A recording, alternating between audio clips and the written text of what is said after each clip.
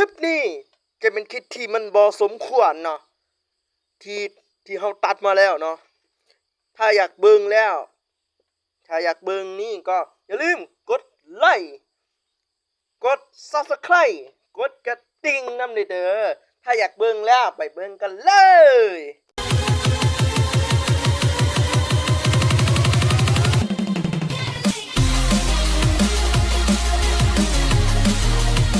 เหรออะไรฮะสบายดีสบายดีสบายดีฮะสบายดี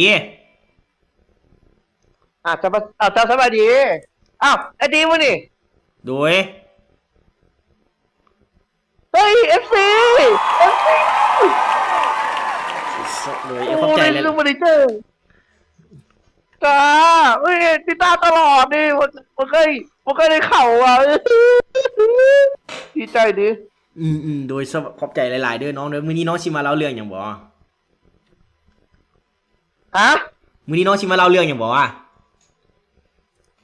เอ้ยก็บ่แม่นน้องแบบน้องเป็นบ้าบอกเลยว่ากินคอลลาเจนหลายป่ะน้องสาธุเด้อให้น้องตายเด้อ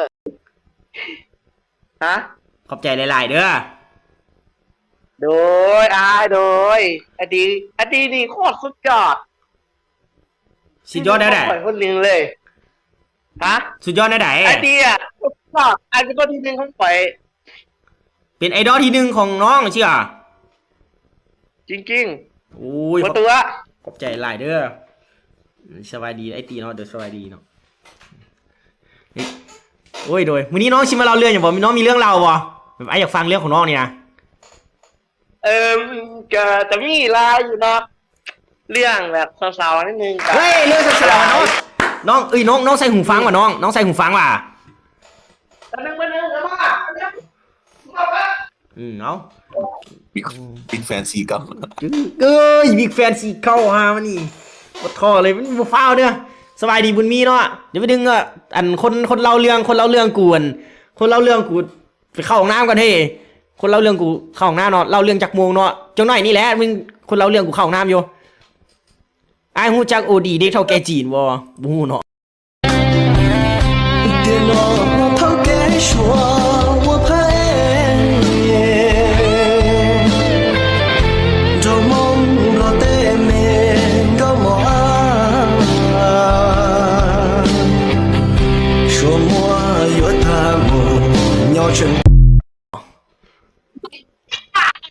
เอามาได้แสนฮัลโหลโดยสบายดีจะตกมาแล้วฟังมาแล้วเอ้ยมื้อนี้น้องใส่หูฟังว่ะน้องใส่หูฟังว่ะก็ใส่อยู่ไอ้โอ้ยใส่คันใส่หูฟังเลยมันเสียงดีเลยน้องใส่เด้อคันว่าเสียงบ่ดีเดี๋ยวอาชีบอกเด้ออ๋อนี่แหละนี่หมอเหรอได้ยินโอเคเทสเสียงไว้หนึ่งเทสเสียงนะโลชาเช็ค1 2 3โดยชาเช็คได้ยินเริ่มเอาเริ่มนี่เราเรื่องผู้สาวอ่ะเราเรื่องผู้สาวอ่ะมาเล่าเรื่องที่อยากจะก็จะไปเรื่องนี้แหละฮะเรื่องผู้สาวจากไปใช่ป่ะโอ้มันโมเมนต์ต่างๆมันมีเอาเรื่องใดได้เบิ่งเลยให้เบิ่งใช่เรื่องมื้อนี้เนาะมื้อนี้แบบเรื่องที่น้องยี่เรานี่เป็นเรื่องเกี่ยวกับจากไปแบบเนี้ยได้บ่จากไปจังไหนวะอะไรแบบมื้อนี้น้องสิมาเล่าเรื่องแบบจากไปสินะเรื่องเศร้าๆอ้ายเรื่องที่นี่อยากที่จะบอกให้อ้ายฮู้เลยว่ามันเป็นเรื่องหยังนึงน้องปลดหูฟังออกได้บ่แล้วก็เล่าแบบสินะเพราะว่ามันเสียงแบบบ่ค่อยเข้าใจปานใดหลายคนบ่เข้าใจสินะใช่อย่างงี้บ่ได้ยินแล้ว เรื่องอันนี้เออแม่ค่อยเรื่องแม่ของเขาเอง แม่น้องเนาะไม่ต้องเปิดกล้องก็ได้ไม่ต้องเปิดกล้องก็ได้อุ้ยอีเหี้ยเอ้ยโอ้โหโอ้โห อันนี้โมเมนต์เรื่องตลกนี่เป็นเรื่องที่เศร้าสดที่ โอ้โห จะโมโหถูกว่าเสียงมันได้ยินปันใดแค่ใส่หูฟังก่อนมันไม่ค่อยแย่อ่ะ ได้เดี๋ยวแป๊บนึง ฟังเนาะ ได้เดี๋ยวแป๊บนึงเดี๋ยวไอ้ ก็คือ มาเลย คือว่าข่อยก็คือว่าแม่ข่อยเป็นโรคหนึ่งเนาะที่อยากจะโหว่า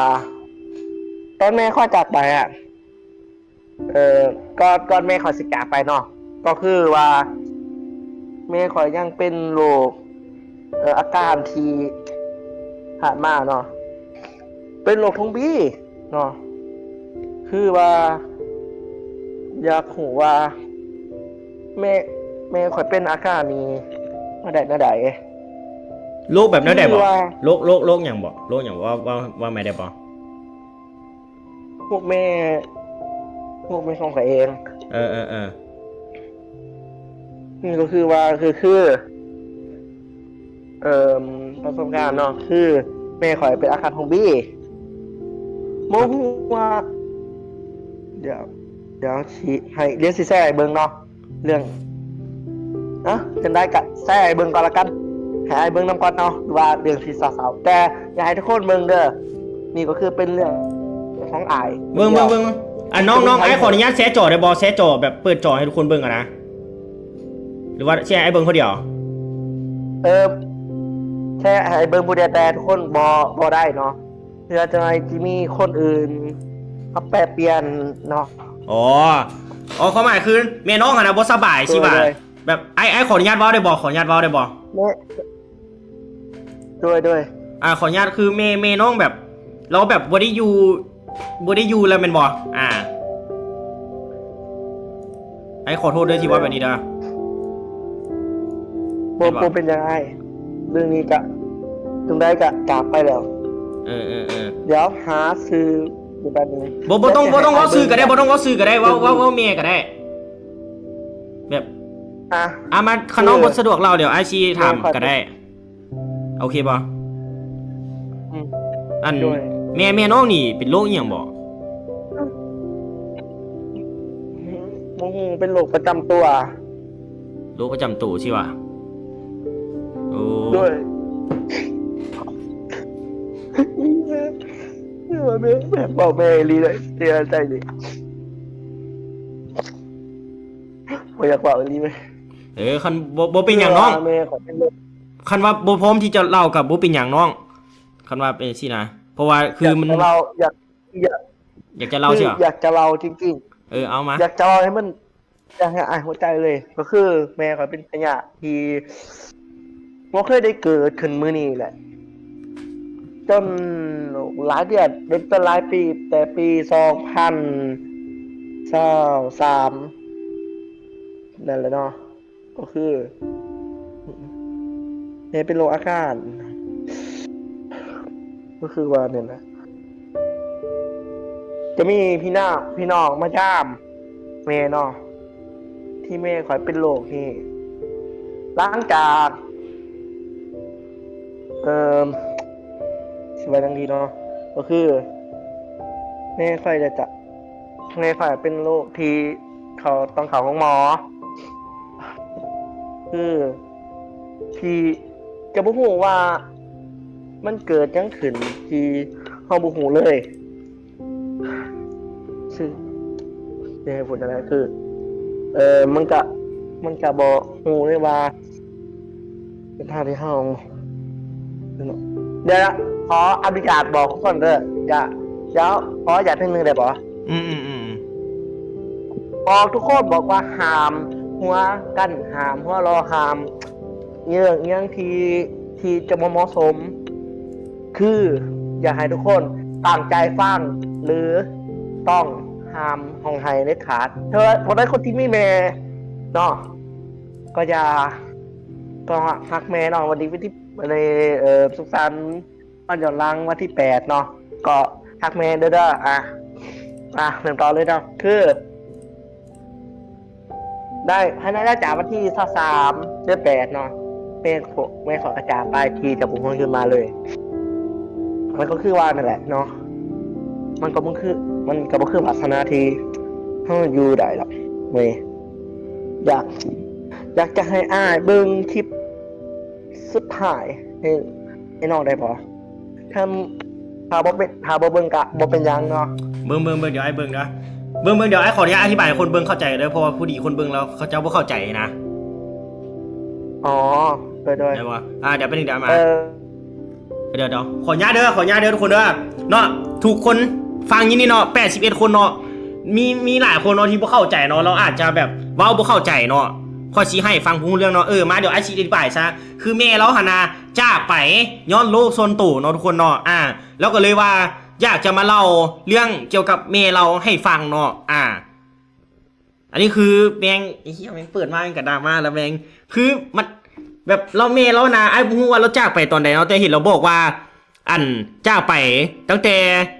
ที่8 เดือน 3เนาะก็คือมื้อวันแม่เลยเฮ้ยเนาะตั้งแต่มื้อวันแม่แหละไอ้ก็เห็นเราให้อยู่เนาะไอ้ก็พอเข้าใจฟังแบบพยายามฟังรู้เรื่องเนาะพยายามฟังให้เข้าใจแล้วก็ตีความหมายให้มันแบบอยู่กับแบบพอไอ้เข้าใจนะเพราะว่าแล้วกับว่าแบบแล้วก็แบบไอ้เข้าใจเนาะว่าแม่งคนแบบเสียคนสำคัญไปนะแบบเว้าเราอย่างกับโบเข้าใจนะอันนี้คือไอ้ก็บ่เคยเห็นดอกบ่เคยเป็นดอกแต่ว่าแบบมันก็ต้องเกิดขึ้นมันทุกคนนั่นแหละเลยว่าเราก็เลยอยากมาเว้าให้ฟังเนาะทุกคนเข้าใจบ่เฮ้ย89คนนี่คอมเมนต์คือค้างวะเดี๋ยวไปนึงคล้ายๆแบบเราบอกว่าแบบคล้ายๆเราแบบเราบอกว่าแบบไม่อยากให้ทุกคนนะแบบหัวนะหัวแบบหัวนะอะไรก็บ่ให้ทุกคนเสียใจอยากให้ทุกคนฟังเรื่องนี้ให้มันแบบเป็นแนวทางนะประมาณนี้นะเพราะว่าคือตอนแรกเราก็สิเล่าแหละแต่เราก็บ่กล้าเล่าเนาะไอ้ก็บอกว่าคันบ่เล่าก็บ่เป็นหยังแต่ว่าเราบอกว่าอยากให้เล่านะอยากให้เล่าเพราะว่าคือมันบ่ให้ระบายแบบระบายนำเรานะตอบบ่ได้ก็ได้ตอบบ่ก็ได้แล้วหว่าบ่ฮู้กันเนาะตีมึงคือจ้าแท้เนาะอ้ายน้องอยากเอาเรื่องให้อ้ายฟังแท้แต่น้องบ่ฮู้ว่าจะเฮ็ดแนวใดเนาะเอาเฮาแล้วเด้อเฮาเข้าใจฟังคณิตศาสตร์มาแล้วบ่มีหยังสิเข้าใจเนาะมาทุกคนเนาะเดี๋ยวอ้ายสิขออนุญาตฟังเด้อเบิ่งขออนุญาตฟังเด้อฮัลโหลน้องสบายดีเจ้าสบายดีอ้ายคืออ้ายเว้าไอ้ว่าตอนไรเนาะไอ้เว้าบ่แม่นวันที่8 เดือน 3ไอ้คอยว่าวันที่3 เดือน 8อ๋อวันที่3 เดือน 8บ่แม่นวันที่23วันที่23 เดือน 8เนาะเจ้าแม่แล้วบ่แม่นวันที่3ไปวันที่8 เดือน 3ไอ้ขอโทษวันที่23 เดือน 8เชี่ยด้วยเอาใหม่ก็ได้บ่มีหยังปิดละกอขออนุญาตอีกนึง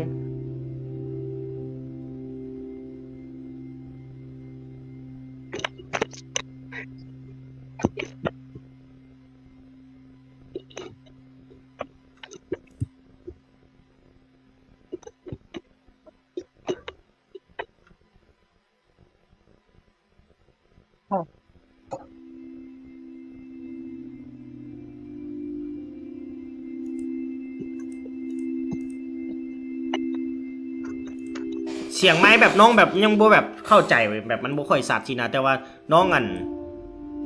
ใส่หูฟังก็เดี๋ยวอาจจะพยายามแบบแปลให้เข้าใจเด้อบ่เป็นหยังเด้อ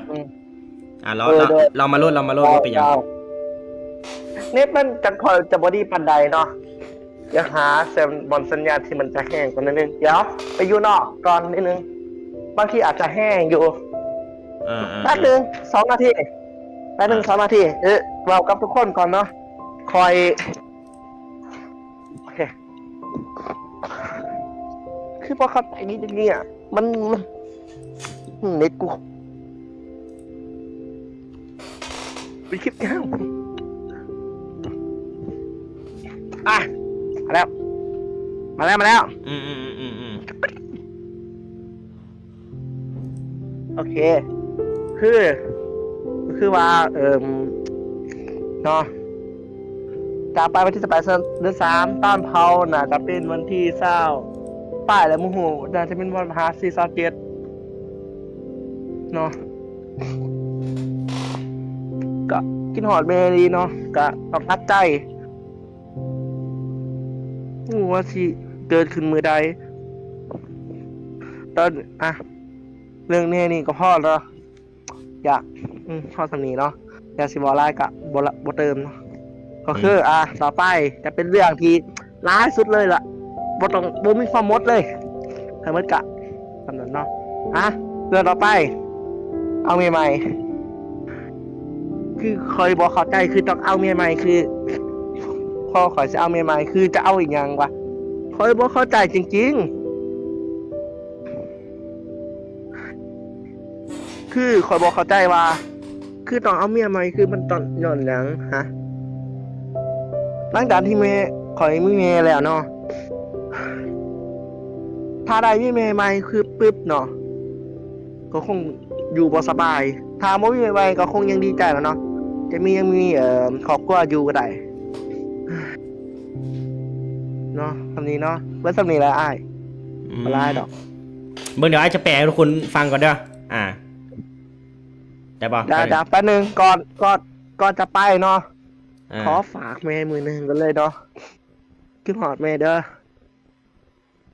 มือนี้ก็คงสิมือสุดท้ายละโอเคขอบใจหลายๆเนาะ เป็นอย่างบ่เป็นอย่าง บ่เป็นหยังเพราะเนี่ยอ้ายก็สูญเสียพ่อไปคือกันแต่มันก็เจ็บปวดกันแล้วบ่เป็นหยังดอกชีวิตต้องเดินหน้าต่อบ่เป็นหยังสู้ต่อไปก็สิเดินหน้าต่อไปแหละขอบใจ ด้วย หลายๆเด้อสิมาเล่าให้ไอ้ฟัง ขอบใจหลาย เดี๋ยวไอ้จะแปลให้ทุกคนฟังเด้อเพื่อบางหลายคนบ่เข้าใจสินะโดยอย่าลืมเด้อวันที่23เบอร์วันที่8 เดือน 3ได้ทุกคนสิบ่ฮู้เกิดสิเว้าผิดพลาดกันอีกขอบใจหลายๆเด้อบ๊ายบายขอบใจทีอุ้ยห่างเว้ยเนาะเดี๋ยวเนาะอันนี้บ่ให้คะแนนซะเพราะว่ามันเป็นอันนั้นนะแบบเราแบบเว้าสินะแต่ว่าสิเว้าให้เราฟังซะอันนั้นทุกคนเนาะก็คือไอ้สิเว้าให้ฟังซะ60คนที่อยู่นี่เนาะหลายคนอาจจะออกไปย้อนว่าบ่เข้าใจเนาะแต่ว่าไอ้สิเว้าสำหรับคนที่อยู่นี่เนาะก็คือแม่เราหั่นนะได้เสียไปแล้วในวันที่23 เดือน 8บ่ฮู้ว่าปีใดเนาะเพราะว่าไอ้ก็ฟังบ่ค่อยเข้าใจนะหลังจากที่แม่เราเสียแล้วเนาะเราก็เสียใจเนาะคนเฮาเวลาที่สูญเสียคนที่รักไปเนาะก็ต้องเสียใจเนาะเราก็ทำใจบ่ได้เนาะตอนแรกก็ว่าสิให้แบบอาชีให้เราว่าเป็นหยังแม่จึงเสียนะเราก็บอกว่าแม่นะเป็นโรคประจำตัวที่แบบน่าจะแม่นติดมาตั้งแต่เกิดติแล้วก็ต่อมาเนาะหลังจากที่เมียเราได้เสียนะเป็นบ่ดนนะที่23 เดือน 8ปี2024ไอ้แม่นขอโทษไอ้ที่23 เดือน 8ปี2024แม่เราเสียเนาะแต่หลังจากที่เมียเราเสียได้บ่ดนเนาะพอเราก็คิดจะเอาเมียใหม่เนาะแล้วก็มาถามไอ้เนาะว่าเขาก็อยากฮู้กันไอ้ว่าเป็นหยังพ่อจึงต้องเอาเมียใหม่สินะทั้งที่แบบจะเรากับมีเมียแล้วนะแต่ว่าเมียเรากับบ่อยู่แล้วสำหรับอ้ายเนาะถ้าว่าคนที่หักสูญเสียเนาะเอาก็แต่ทำใจแหละชีวิตต้องสู้ต่อไปนะคนเฮานะมันเกิดมีการเจ็บป่วยสูญเสียเลยนะคนเฮานะมันมีเกิดแก่เจ็บตายอยู่แล้วเนาะไอ้ก็บ่ฮู้เนาะเว้าบ่ได้เนาะมื้อใดมื้อนึงแบบไอ้นางสตรีมอยู่ดีแม่งกูก็ตายนะหมอตีสิให้เนาะบ่ให้คือไอ้ก็แบบต้องไอ้เข้าใจแหละเพราะว่าไอ้เข้าใจว่าสักใดมื้อใดมื้อนึงเนาะไอ้ก็จะต้องได้แบบจากโลกนี้ไปนะสู่บ่มีให้ดอกที่เป็นอมตะนะไอ้ก็เลยว่าแบบอยากเป็นกำลังใจให้น้องนะคนที่แบบค คนที่แบบพ่อแม่เสียนะอยากเป็นกำลังใจให้กับทุกคนเนาะที่เบิ่งสตรีมอ้ายอยู่ตอนนี้พ่อแม่ครอบครัวแล้วบ่อยู่แล้วบางคนก็อยู่คนเดียวบางคนก็ต้องหาเลี้ยงชีวิตหาเลี้ยงชีวิตตัวเองเนาะอ้ายก็อยากเป็นกำลังใจให้ทุกคนเนาะไปที่เบิ่งสตรีมอ้ายอยู่ตอนนี้เนาะ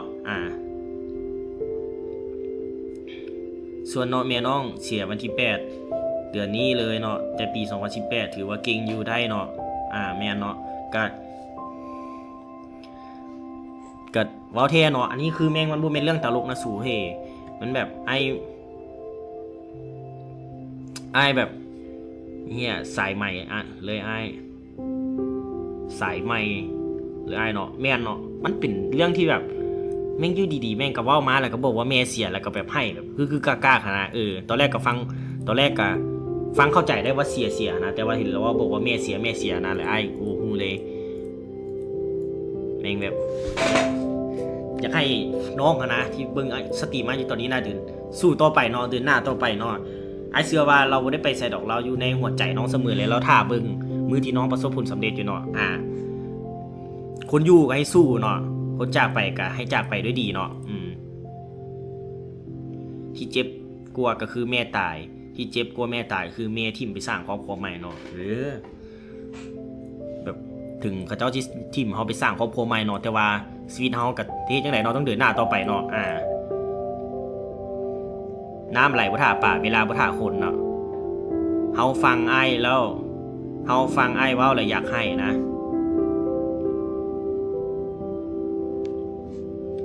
อันนี้ว่าแท้แบบเว้าถึงแบบจะได้วะว่าถึงเรื่องเสียกับประมาณนี้แหละบ่อยากให้ทุกคนเนาะเว้าแบบซีเรียสหลายเนาะทุกคนเกิดมีการสูญเสียตลอดเนาะไอ้ตีอย่าดราม่าเราบ่ได้ดราม่าเนาะเฮ้ยไอ้เหี้ยอันนี้คือเว้าอีหลีเนาะอยากให้กำลังใจคนที่